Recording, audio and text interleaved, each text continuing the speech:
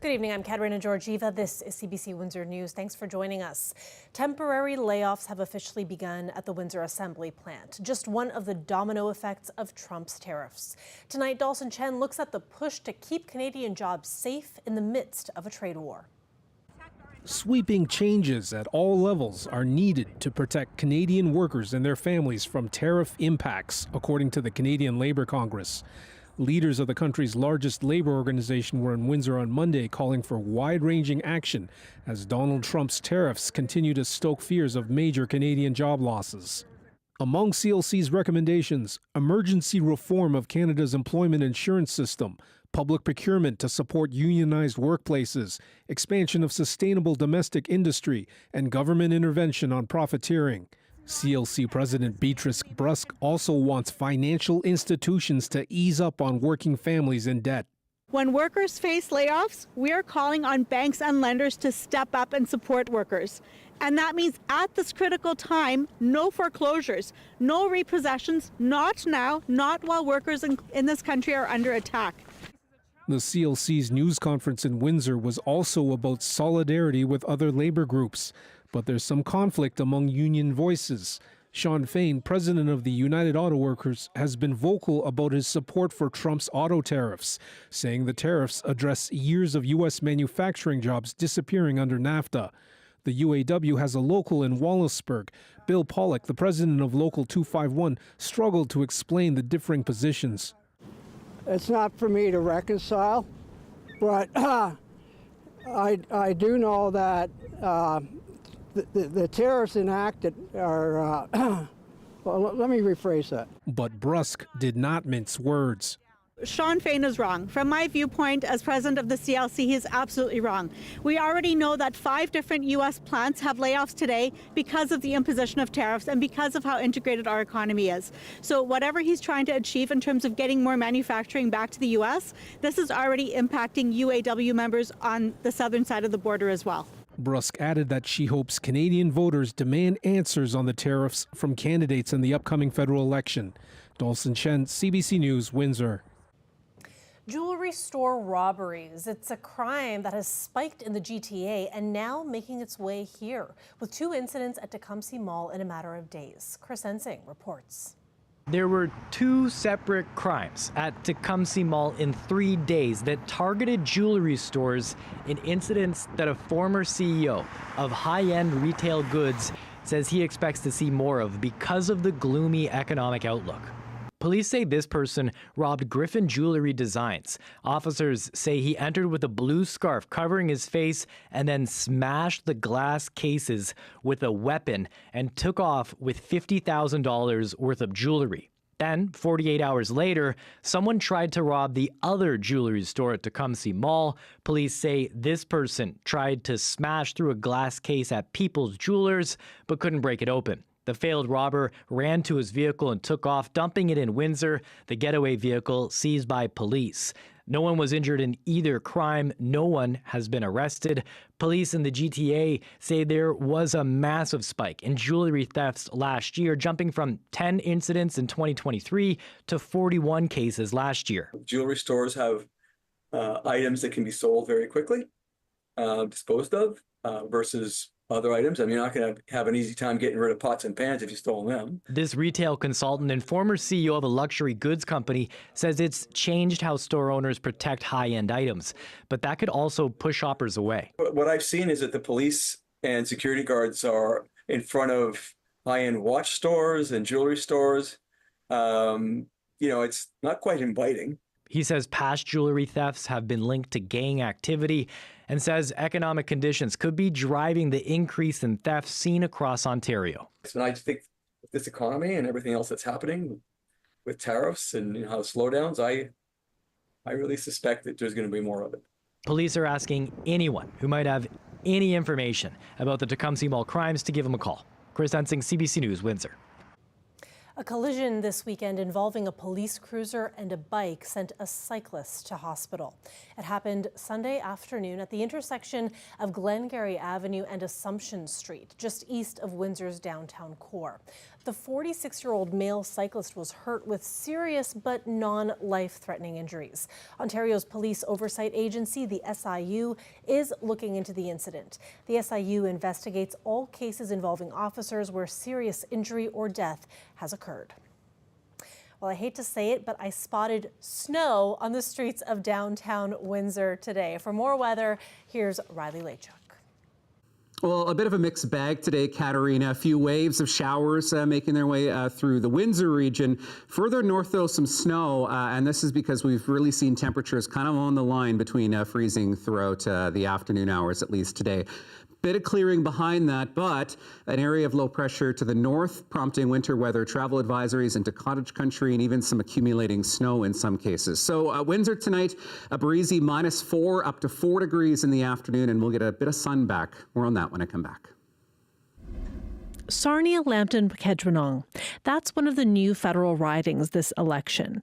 That's because riding boundaries were rewritten and in some cases given new names. Pequedronong is a traditional name for Walpole Island First Nation. I wanted to know what community members think about the name now being included in the formal title of the federal riding. The chief says it's a positive thing. I feel like it's always good that we start to use our own language and that other surrounding areas and municipalities and call us by our traditional name. And it's because it's a central part of our identity as First Nations people. So it's nice, again, to see that other non-Indigenous people are recognizing that and are validating that. But not everyone agrees. A former council member tells me that to him, it feels like a form of ceding their territory to the federal government. He also said that as far as he's aware, there were no consultations either. And he was serving on council at the time when the boundaries were being changed. Walpole's in a very unique position. We've never sat down with the government and never surrendered our land. We've never surrendered to the United States or to the British or Canada. They don't come to us with questions on, hey, would this be a good idea? They simply just went ahead and changed it, which was extremely, Walpole take that as a disrespect. On the consultation question, Elections Canada tells CBC the redistribution process was done by independent commissions in each province. They said, quote, part of the role of the commission was to consult with communities in each riding through public hearings and review written submissions. The chief, who came into office after the process was over, says it was a nice surprise to her, but she understands why some might be skeptical. I can see their point to that. You know, there's a lot of mistrust still to this day. Sometimes we feel like the Crown or the province may not be acting in good faith when it comes to duty to consult and you know, honoring treaties and whatnot. So I can understand where he's coming from. What's also interesting about this is that Pequedronong isn't the only First Nation that's within the riding's boundaries. Aamjiwnaang First Nation and Kettle and Stony Point are also part of the riding, but not included in the riding's name. I reached out to both of their chiefs for comment, but have not heard back. In just 3 weeks, voters will be casting their ballots on who will form the next government in Ottawa. We convened a panel of experts representing each of the three main parties to dig into some of the key issues. We had Saiful Bhuiyan, president of the Windsor West Federal Liberal Association, Cheryl Hardcastle, the former NDP MP for Windsor Tecumseh, and Al Tashuba, the vice president of the Conservative riding of Windsor West. And we have that full panel discussion online. You can go to cbc.ca/Windsor. But here is a preview. The conversation became heated on the subject of what does it mean to have a seat at the table, and does it matter if your elected representative is a part of the governing party or not? There's two things, just, you know, listening to the feedback from my friends beside me. The first is it's really disturbing to hear from both of the corporate parties time and time again, this idea that there's like this metaphor or this analogy of like there's a different table, as Al just mentioned. There's some different table, a government table. Right. And to suggest that a government table doesn't serve all Canadians and doesn't include all of the Canadians who were rightfully in a free and informed election put in a place at the governing table, it's really disingenuous to me, because as we have more and more people coming up, we're not seeing any of these ridings where these claims are made. You have cabinet ministers over the years. You have they're not any better off. They're not any better off. As a matter of fact, the reason all these people are better off is because you have NDP that were elected in certain ridings that spoke up, their voices were there, and they fought to get the things that people need. And the problem that we have with when Liberals say, okay, we're going to promise money at this problem, Conservatives in the past, they've put money at the problem, but they don't spend it. They leave it in the pot. They don't spend it. They allocate it, don't spend it. Liberals say we're going to put money in the pot, and there's no strings attached. So that's how you end up with a private equity corporation that can buy a factory. All the people lose their pension benefits. You've got to have strings attached. And that's what the NDP always does when we speak up. And we are a voice at the table. We're a meaningful voice at the table. So I think this has been a good springboard, but it's very disturbing to keep hearing the same dangerous rhetoric being repeated all the time about an unhealthy democracy. I don't know about all that. I'll give you a chance to Of course you don't know about that, Al, because you got to feed. Unhealthy democracy. People vote, and then you have an effective or an ineffective. No, and you threaten them. You say you only get listened to if you vote for a certain party at a certain table. I reject that premise. I understand. I don't blame you because you're with the NDP. But as far as the governing table, it makes a difference. If you have a representative from Windsor West who's at the governing table to advocate for our important issues, right as the key trade here, as we're no better off. with the Essex America. is no better off. I think Essex is terrifically better off because Chris Lewis they're no is going to be. better off than us. They're looking for affordable housing too. The plans of the Conservative government for affordability across the board for the last 10 years, because the NDP propped up the Liberals, has made the mess we're in. Now the Conservatives are going to solve the problems. No, when the NDP went and did the work they were supposed to do, I want to let Al get his. I know, but you're mischaracterizing. Can I just ask you a question? You're right. One final question. This is my opinion. It sounds like Cheryl's concern is that a Conservative government does not represent all Canadians. How would a Conservative government represent all Canadians? Conservative government has terrific policies on every platform. In this particular election, the ballot box question is affordability, which the Conservatives have put forward, and now with the issues of trade and tariffs, Windsor's ground zero. Donald Trump already said he wants to work and deal with Liberals because they both want to tax Canadians, and I think the NDP will tax them more. So if you want a government, in the Conservative government, they'll have better business, better trade, better resources, better economy. You need to have a representative, especially in Windsor, as part of the governing table in the Conservative Party. Let's send all three, and things will be better. Simply because you have direct access, you're in the caucus, you're advocating for our issues. It's a more influential, effective voice. I understand that the NDP are not going to form government. I think everyone understands that. So if they want to send representatives, they can do so. But a letter writing campaign to the governing party is not as good as the actual MP in the table of the governing party. It's just that simple. So it's not democracy. People will vote and choose, but the effective results will be depending on who you choose. And hopefully they choose Conservatives to be part of the next Conservative government. That's my view. That's my view. Yes, I know your view is different. Yes, I know, but but we've seen it. We have evidence. We've seen what's happened in the past.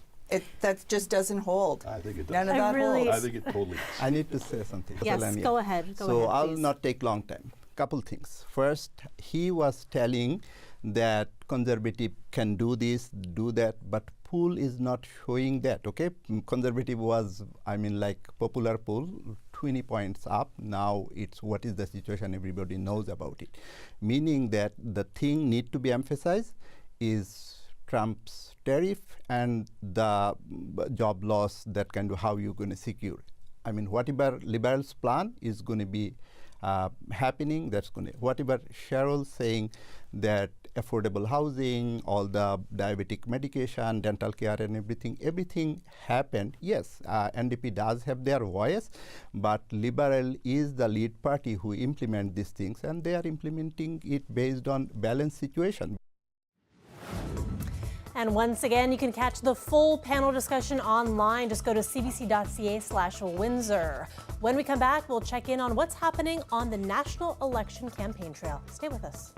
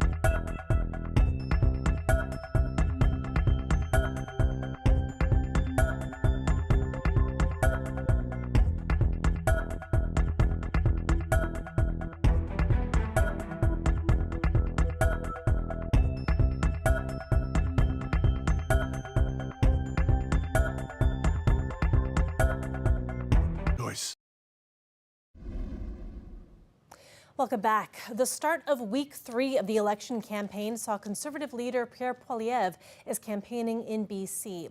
He is promising to create a single office to handle all regulatory approvals for major resource projects like pipelines and roads to speed up the process. We'll handle all regulatory approvals across all levels of government so businesses don't have to waste time navigating through dozens of different agencies at 3 different levels of government. It's not about reducing our environmental or public safety protections. It's about merging them into one simplified step instead of overlapping processes. Poilievre says he would impose a 1-year limit on approval wait times. He's promising to rapidly approve 10 resource projects that he says have been stuck in limbo, including the expansion of a liquefied natural gas export terminal in northern BC. Liberal leader Mark Carney was also in BC, promising to do more to protect Canada's natural habitats. The new Liberal government will move forward with 10 new national parks and marine conservation areas. along with creating 15 new national urban parks across Canada. At the same time, we will make national parks and historic sites free for all Canadians this upcoming summer. Carney also pledged to reintroduce clean drinking water legislation for First Nations and promised a new $100 million fund to protect freshwater resources. When asked if his environmental policy conflicts with his plan to boost oil and gas exports, Carney said both can be done at the same time by using technology to bring down emissions. NDP leader Jagmeet Singh started a new week of campaigning in Toronto, promising to help build affordable homes. Our plan is to build 3 million homes in the next 5 years. Not just build those homes, but build homes that people can actually afford. Singh's plan includes $16 billion in funds over 4 years, split evenly between 2 housing programs. The announcement comes on the heels of his pledge to protect tenants by imposing national rent control. Singh also met with those who lost jobs in the Hudson's Bay bankruptcy. He says his government would pass legislation to ensure workers get paid ahead of creditors when a company declares bankruptcy. And it is an incredibly popular rewards program with more than 17 million subscribers across the country. But some say PC Optimum has been freezing accounts without warning or explanation. One man says he lost more than $43,000 worth of points, and now he's going public. Rosa Marcatelli reports. For 7 years, Frank Jung says he shopped smart, earning PC Optimum points on groceries, gas, gift cards, and more by chasing bonus offers and swiping his PC financial credit card for extra points. But instead of cashing in on his hard-earned 43 million points, worth about $43,000, he found himself locked out of his own account with no warning. Only told he'd broken the rules, but the company wouldn't tell him which rules or when. It's hard, it's difficult, but they didn't tell me anything. Run by Loblaw Companies Limited, PC Optimum points are earned by shopping at participating stores and can be redeemed for discounts on future purchases, with bonus offers helping customers collect points faster. What do you think? You can pick. Jeff Mack and his young family also played the PC Optimum game, only to have his $1,500 worth of points locked too. PC Optimum claimed he had multiple accounts. Not true, Mack says. When he pushed for details, he only got generic responses. Seems kind of fishy. That just leads to even more questions. They're not letting people know. Rewards expert Patrick Soika says the problem is in the fine print, which includes terms like sole discretion that give the company broad power to lock accounts and leave customers with nowhere to turn. It leaves them in limbo, basically. You don't know at any point when your points can be frozen. Loblaw tells Go Public its PC Optimum terms and conditions explicitly outline reasons why an account could be suspended or terminated. After Go Public reached out, the company unlocked Mack's account, but it shut down Yong's for good, erasing more than $43,000 worth of points. The company says it has substantial evidence that suggests he was operating outside what the company considers as fair, but wouldn't offer proof or say what transactions were involved. Yong says he did nothing wrong and questions why the company won't back up its claims. Rosa Marcatelli.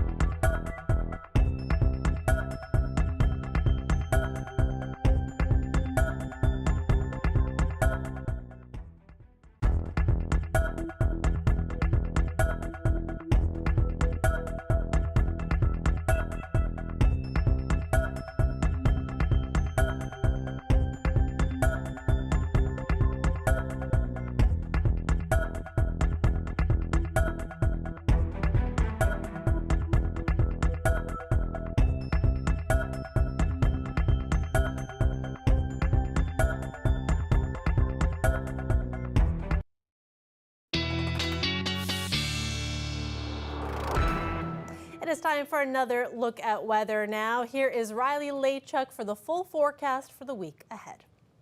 Yeah, so Katerina did not end up to be too bad of a day today. I mean, temperatures a bit closer to seasonal at +8 this afternoon in Windsor, Sarnia at 8 degrees as well, Chatham-Kent at 6. If it weren't for some of those on and off showers and even some periods of rain throughout the day today. So a few things to see on our upper level winds. A pair of high pressure systems down in the southern states and way up on the border at the territories. This has created a bit of a block here. So some warmer air back to the west, but into the central part of the country, anywhere really Manitoba eastward, looking at some cooler conditions throughout the day today. A bit of a block here by this area of low pressure that has brought some snow further to the north. Maybe a few more flurries through our neck of the woods as we get through the evening tonight. I think a fairly slight chance in Windsor and Chatham-Kent, for example, but into Sarnia, along the shores of Lake Huron, maybe a few more stray flurries or some periods of lighter snow as we get through the overnight hours. Into Tuesday, we start with a mix of sun and clouds, a little bit brighter than today was perhaps, but we'll start to mix some cloud in as we get later in the day once again, ahead of another system that I'm watching that could bring us some showers at the very least as we get later in the week. I'll have more on that in your long range forecast in just a moment. You can see as we head later into Wednesday that cloud starts to push in, and I think we do have a fairly good chance of seeing at least some showers for parts of the region as we get later in the week. What you will notice as we get into the day on Tuesday are the winds. So overnight winds could even see some gusts up to 50, even 60 plus the further north you go toward London into Sarnia. In Windsor, 30 gusting 50 out of the northwest. That's going to put a little bit of a bite in the air as we get into the morning hours tomorrow. Once we get into the afternoon, we'll start to see some of those winds backing off a bit. So by late afternoon, by the time we get to the supper hour tomorrow, I'm thinking winds out of the west more like 15 gusting 30. So prepare for a bit of a breezy start throughout the day for your Tuesday. Wake up temperatures tomorrow around -3 to -5 for much of the region, getting up to 2s and 3s for most of us for the afternoon. A mix of sun and clouds, maybe a few stray flurries early in the morning. And then in the long range, we're kind of held back a little bit by some of that cooler air. So +4 for the afternoon tomorrow. Watch those northwesterly winds. There's that next system, a chance of showers at least at this point for Thursday. And then Katerina, we're getting some sun back by the time we get to the weekend, and +12 for your Saturday. Thanks so much, Riley. And that is it for CBC Windsor News. I want to remind you about our full election panel. We showed you a snippet earlier. The whole thing is available online right now. Just go to cbc.ca/Windsor. Thanks for watching. Have a good night.